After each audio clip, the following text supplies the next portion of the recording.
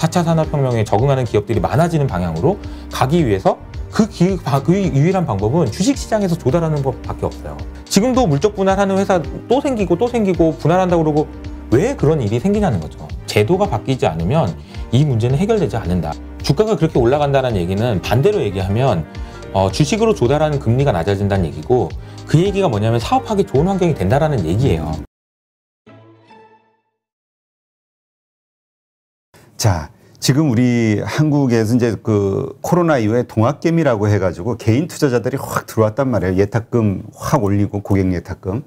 그리고 2022년도에는 스마트머니라고 표현할 정도로 수익을 봤어요. 네. 근데 이제 21년서부터 이제 깨지기 시작한 거죠. 오히려 수익금 다 토해놓은 분도 있고 손실 본 분도 있고. 그러다 보니까 이제 주식 투자하는 걸 후회하고, 한국 시장은 역시 아니다, 박스권, 이런 어떤 표현도 하시고, 역시 미국장 아니냐, 이런 생각하시는 분들이 있거든요. 실제로 뭐 서학개미들 많이 늘어났죠. 근데 또 최근에는 미국도 엄청 깨졌기 때문에 그분들도 뭐 손실이 상당한 것 같고요. 주식이라는 거, 일단 이 너무나 힘든, 이게 말 그대로 위험자산이라는 거를 깨닫게 해준 최근에 몇 해가 아닌가 싶은 생각이 맞아요. 들거든요. 네네. 진짜 2020년에 주식시장에 들어오신 분들은 정말 공부 많이 하신 것 같아요. 그리고 이렇게 기회비용이 작았다면 좋았겠지만 손실이 나신 분들도 많을 것 같아서 참 마음이 안타깝게 생각하고 그렇습니다. 저는 개인적으로 이제 최근에 이제 하고 있는 캠페인이 하나 있는데, 그게 이제 세이브 코스피라는 캠페인이거든요. 뭐 애널리스트 하는 동안에도, 매니저 하는 동안에도 사실 이 부분에 대한 문제의식은 가지고 있었는데, 애널리스트를 그만둔 입장에서 저희 이제 한국 거버넌스 포럼의 김규식 대표님과 함께 지금 어떻게 하면 우리나라의 거버넌스를 바꿀 수 있냐, 여기에 관한 그 이야기들을 지금 좀 하고 있습니다. 개인적으로는 이 세이브 코스피 운동, 막 그런 캠페인 이런 거에 대해서 거부감을 느끼시는 분들이 좀 많이 있는 것 같아요. 주식 무슨 캠페인이냐 네가, 이런 얘기 하시는 분도 있고, 솔직히 얘기해서 너 매니저 할 때 그리고 애널리스트 할 때 그거 방관하거나 방조했던 사람이 나와가지고 그거 고치라고 얘기하는 게 맞냐라고 얘기하시는 분들도 있습니다. 다 겸허하게 받아들이고요. 이제 제가 드리고 싶은 말씀이 이거예요. 그러면은 이 운동을 누가 한다고 그러면 누가 하는 게 맞습니까? 라고 질문을 드리고 싶어요. 사실 이거 중요하다는 건 모두가 알고 있지만 아무도 나서지 않은 일이어가지고 제가 스피커 역할만 하고 김규식 대표님의 발언을 전달해드리는 역할을 지금 하고 있습니다. 그래서 실제로 청와대 국민청원도 했고, 그래서 2만 명 이상 동의를 해주셨고, 그리고 어제는 대선 후보분들에게 질의서도 보냈어요. 이렇게 8가지 제안을 하는데, 이 제안에 대해서 여러분 그 대선 후보님도 어떻게 생각하시는지 답변을 달라고 해서 실제로 그 유력 대선 후보 중에 한 분도 답변을 주셨고, 아마 답변을 주실 것 같습니다. 그러니까 의미 있는 변화를 만들기 위해서 노력을 하고 있어요. 근데 이 거버넌스라는 걸 왜 바꿔야 되는지에 대한 진짜 근본적인 이야기를 제가 좀 드리고 싶어요. 우리가 기업의 입장에서, 주식 투자하는 입장이 아니고 기업의 입장에서 한번 생각을 해보면, 기업은 아주 단순합니다. 돈을 싸게 빌려서 그 돈을 가지고 장사하는 거예요. 그러면 싸게 빌린다는 얘기는 뭐냐면 조달을 싸게 해야 된다는 얘기거든요. 그 조달할 수 있는 방법은 2가지입니다. 첫 번째 방법은 뭐냐면 은행에서 빌리는 거고요. 두 번째 방법은 주식을 발행해가지고 빌리는 거예요. 그러니까 주식을 발행해서 빌리는 것을 무슨 유상증자를 생각하시면 되는데, 꼭 유상증자가 아니더라도 IPO를 통해서도 조달하는 거고, 이 주식시장이라는 건 자체는 원래부터 주식을 통해서 자금을 조달하기 위한 수단이에요. 그러면 주가가 적당하게 평가를 받고 높은 평가를 받으면 어떤 일이 생기냐면 싸게, 그리고 더 좋은 조건으로 기업이 돈을 빌릴 수 있다는 얘기가 됩니다. 자, 그러면 제가 과거에 우리가 장치 산업이 활발하게 됐던 유형자산 시대, 유형경제 시대에는 우리가 철강, 화학, 조선 이런 중후장대한 기업들 같은 경우에는 돈을 어떻게 빌렸죠? 1970년대, 80년대, 90년대 하면서 은행에서 차입하고 수출입은행에서 빌리고 산업은행에서 빌리고 그 빌린 돈으로 투자를 해가지고 성공을 하신 거예요. 그 빌린 돈이라는 얘기는 뭐냐면은 채권이라는 얘기예요. 그 채권에서 은행에서 대출해 줄 때는 어떻게 대출을 해주나요? 담보를 잡고 대출을 해줍니다. 니네 그 공장 있는 거 보니까 공장을 담보로 해서 빌려줄게. 만약에 못 갚으면 내 공장 내 거야? 이런 식으로 해서 빌려준단 말이에요. 근데 지금 우리가 보고 있는 성장산업이라고 얘기할 수 있고, 그리고 디지털 경제라고 얘기할 수 있는 그런 기업을 한번 생각을 해보세요. 제가 지금 들어가 있는 업라이즈라는 스타트업도 마찬가지지만 뭐가 있나요? 책상. 담보로 잡힐 게 없습니다. 책상하고 전화, 그렇죠. 인터넷선. 맞습니다. 컴퓨터. 그러면은 제가 예를 들어서 업라이즈에 뭐 해가지고 은행 가가지고 자 우리 업라이즈라는 회사에 이렇게 훌륭한 소프트웨어 엔지니어들이 있습니다. 그리고 이런 일들을 할 거니까 돈 좀 빌려주세요라고 하면은 은행에서 뭐라고 하겠습니까? 담보를 가져오세요. 그러겠죠. 그럼 뭐 사람을 담보로 잡을 수도 없고 이건 무형의 경제거든요. 이 무형의 경제를 통해서 지금 4차 산업혁명이니 뭐니 이런 거 다 무형의 경제입니다. 무슨 뭐 건물이 좋아야지 이게 되나요? 그게 아니거든요. 그러면 이 회사들은 뭘로 조달해야 되냐? 주식으로 조달하는 수밖에 없어요. 그럼 주식으로 조달해야 된다는 얘기는 뭐냐면 기업의 거버넌스가 잘 돼서 주가가 제대로 된 평가를 받지 못하면 이런 회사들이 제대로 된 싸게 조달을 받지 못하면 국제사회에서의 경쟁력이 약화된다는 걸 의미합니다.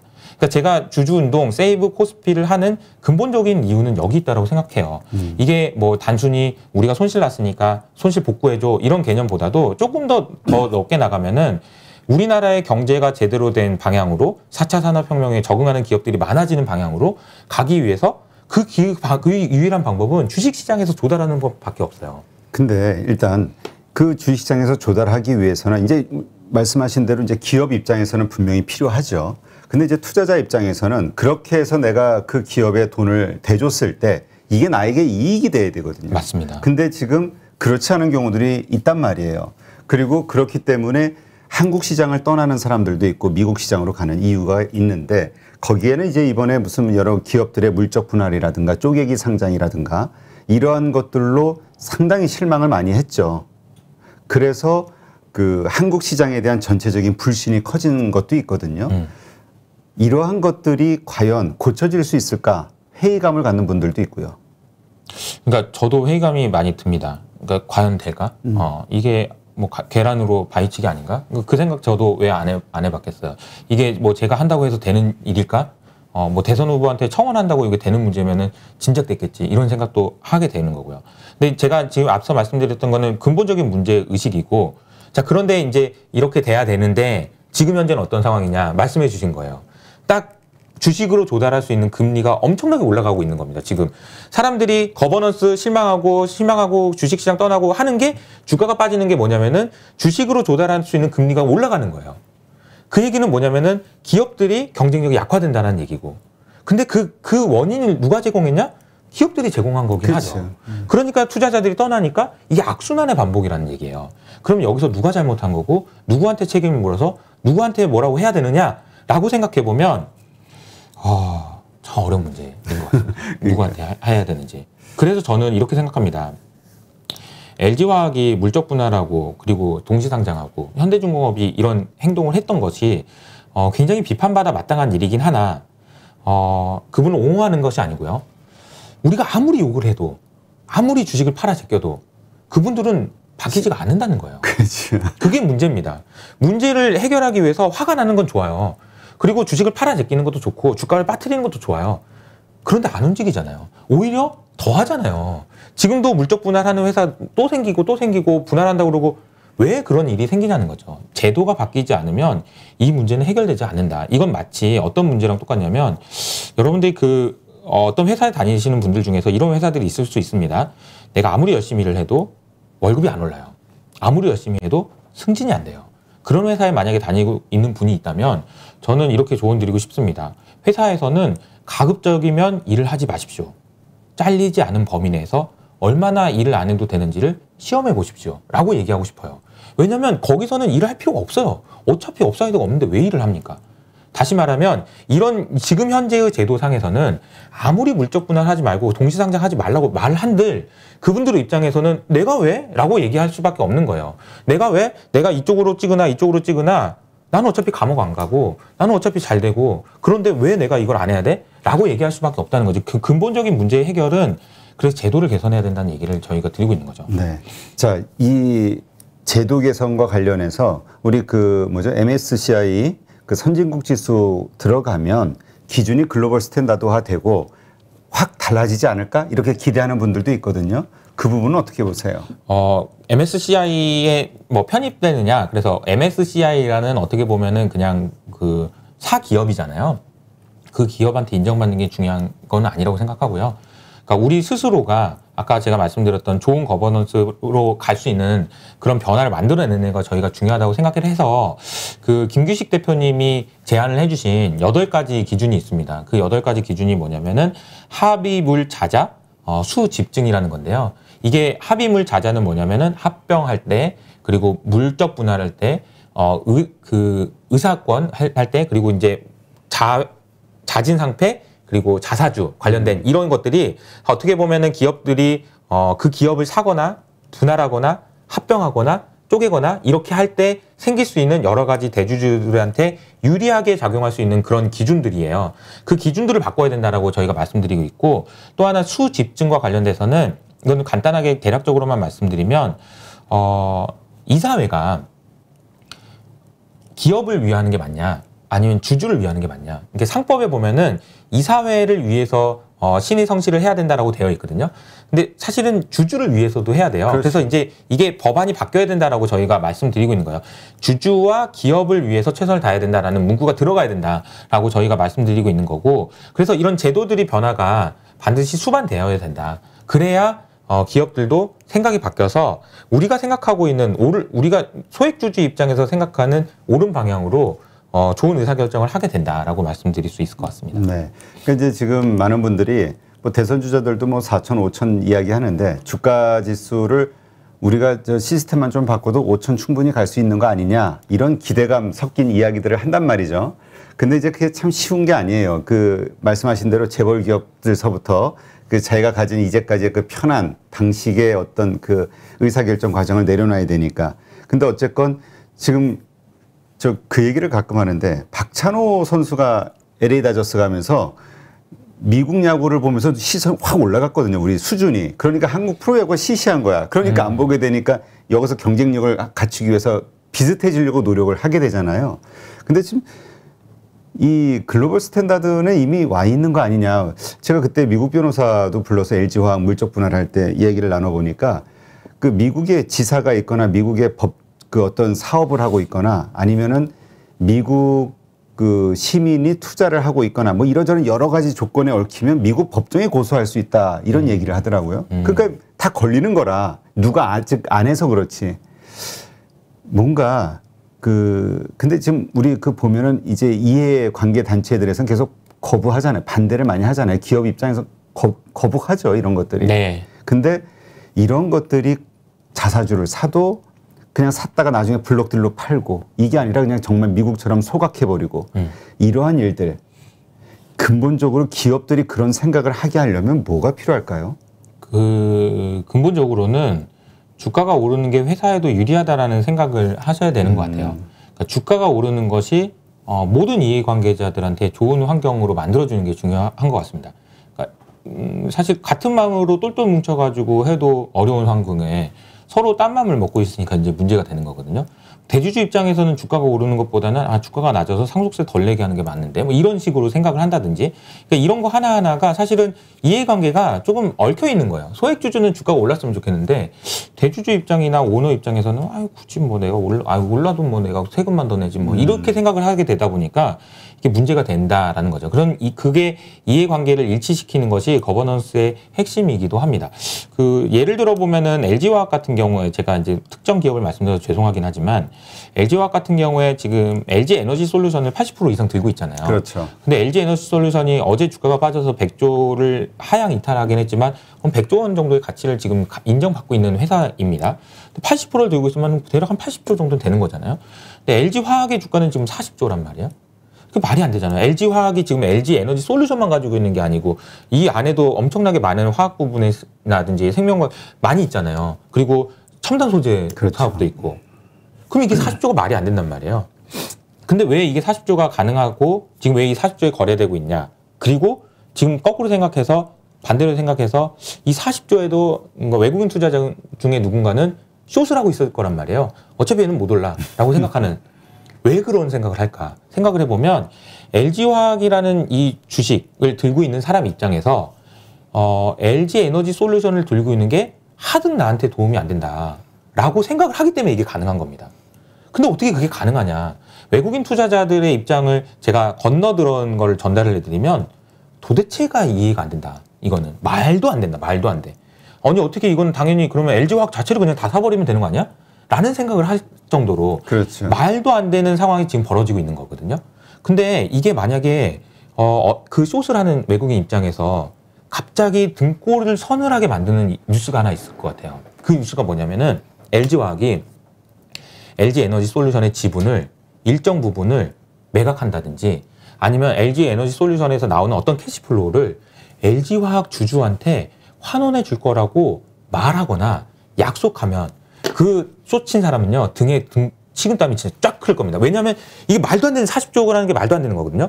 당장 2배가 올라도 이상하지가 않아요. 근데 왜 그동안 이 40조였냐면은 여기서 여기까지 올라오는 그 파이프라인에서 꽉 막혀 있어서 오지 않는다라는 생각이 확신이 있었기 때문에 가능했던 건데 혹시라도 이 LG화학에서 이게 뚫릴 수도 있을 것 같고 우리가 이런 계획을 가지고 있고 이런 걸 하려고 약속을 한다든지 아니면은 시장에 시그널을 준다든지 이런 일들이 벌어지면요. 난리가 납니다. 난리가. 네. 그러니까 지금 한국에서는 지주사가 다 저평가돼 있잖아요. 그리고 지주사 오히려 그 뭐라 그러죠? 그 지주사 할인율. 네. NAV 대 할인율. 할인율이라는 게 적용되는 이상한 원칙이 적용되면서 그냥 싼 게 당연한 거라. 맞아요. 근데 지금 말씀하신 대로 이거에는 그 기업들의 경영 정책이 주주에 대한 정책이 잘못됐기 때문인 거고 이것이 바로 잡아지면 이 지주사들은 전부 배 이상 뛸 수밖에 없는 환경이 될 수도 있다. 이렇게 생각하시는 거죠? 그렇죠. 제가 이렇게 비유를 드리면 이런 겁니다. 우리 집이 하나 있어요. 집이 이제 뭐 10억이에요. 그러니까 대표님한테 제가 이제 10억 주고 이제 살까 하던데 제가 속으로 이제 이렇게 얘기를 하는 거죠. 10억이긴 한데 이 집에 이제 금고가 하나 있는데요. 이 금고에는 금덩어리가 20억어치 들어있어요. 그리고 이제 10억에 판 겁니다. 얼마나 기분 좋겠어요. 20억이 들어있으니까. 근데 사고 나서 보니까 열쇠가 없어서 안 열리는 거야. 열 수가 없어. 여기 안에 아무리 금덩어리가 있어도. 이렇게 되는 거죠. 이 금덩이까지 같이 사긴 했는데 이 금덩이가 있으면 뭐 하냐는 거죠. 그게 이제 그러니까 지주회사를 들고 있는 주주의 심정이 될 겁니다. 아무리 좋은 금덩이가 있고 정말 좋은 회사가 있는데도 불구하고 제대로 된 평가를 받지 못하는 이유가 뭐냐. 열쇠가 없어요. 안 줘, 열쇠를. 그래서 여기 있는 것들이 이 주주한테 가지 않는 거예요. 가지 않는 거예요. 가지 않을 거라고 생각하는 거죠. 그동안도 그랬고. 근데 그 생각만 한 번만 바꿔주면 저평가가 완전히 해소되겠죠. 제가 우리 방송에서 자세히는 모르겠어요. 그냥 메리츠 화재인가요? 그 지주? 메리츠 금융지주인가?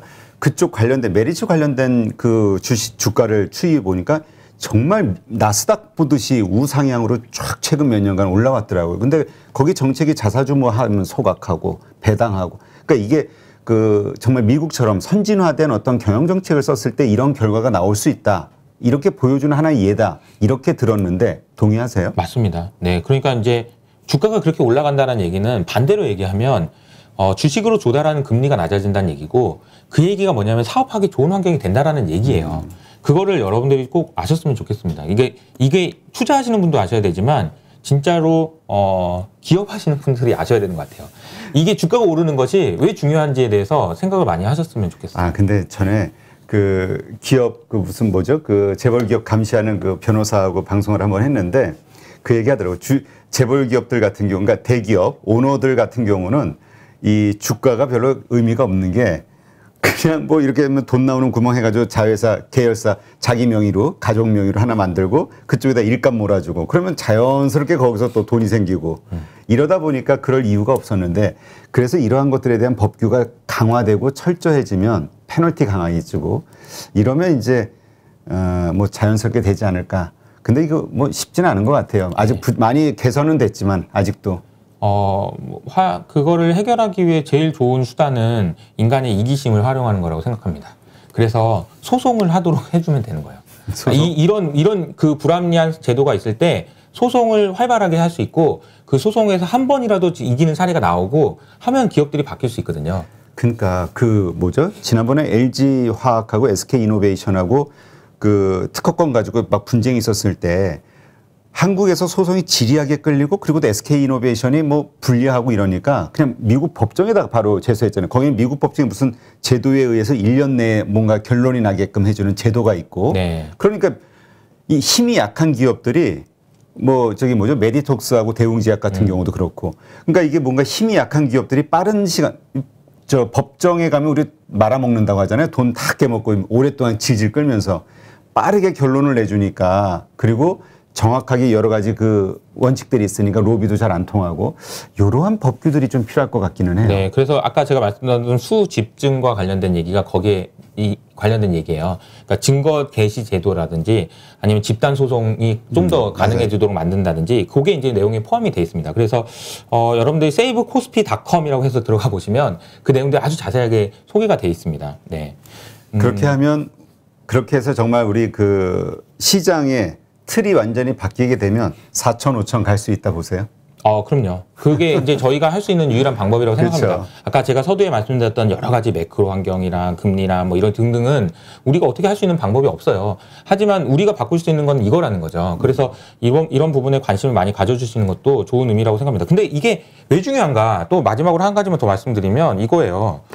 연금이요. 우리나라 주식을 많이 들고 있잖아요.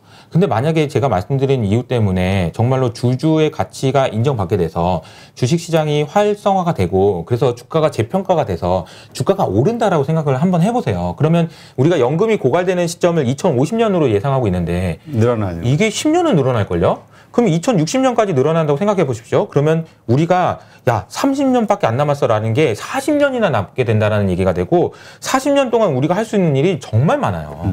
그러면은 우리가 생각할 수 있는 모든 것들이 바뀔 수 있는 거고 여러 가지 환경에서 좋을 수 있는 거다라고 생각할 수 있는 것 같습니다. 네. 근데 사실 이러한 것들은 우리가 이렇게 기대만 한다고 지워지는 건 아닌 것 같고요. 그럼요. 엄청나게 투쟁하고 싸워야 되죠. 이 정치권이라든가 해당 금융권이라든가 이런 쪽에다가 지속적으로 이거 그리고 특히 선거철 때 우리 얘기를 좀 들어주니까 국민 얘기를 지나고 나면 또 안 들은 척할 수도 있겠지만 어쨌건 끊임없이 강하게 이렇게 표출을 좀 해줘야 이거는 진짜 그때 LG화학이라든가 만도 뭐 이런 거 현대중공업 이런 얘기 나왔을 때 불만 갖지 말고 그냥 회사 하다못해 회사나 금융이나 아니면 어디 국회나 전화 한 통씩이라도 하라. 그게 오히려 실질적인 우리 의사 표시가 되지 않겠냐 이런 얘기 한 적도 있었는데 하여튼 우리가 쟁취해야 되는 거겠죠. 그렇죠. 이게 한 통 한 통 하는 것도 되게 좋지만 근데 그것도 너무 좋은 운동이고 하지만 그래도 목소리를 모아보자라는 취지로 이렇게 하는 거니까요. 한번 그렇죠. 뭐 관심을 가져주시면 좋을 것 같습니다. 어쨌든 많은 분들이 지금 이미 관심을 가졌는데 또 지금 보시는 8.15 머니톡을 보시는 구독자 여러분들 중에서도 그럴듯하다라고 생각하시면 지금 이제 세이브 코스피 한번 치시고 들어가셔가지고 뭐 한번 응원을 해주셨으면 감사하겠습니다. 네, 알겠습니다. 뭐 정부에서도 많은 분들이 그 정치인들도 그렇고 한국의 자산 시장의 문제점으로 대부분 부동산이 70%, 80% 이렇죠.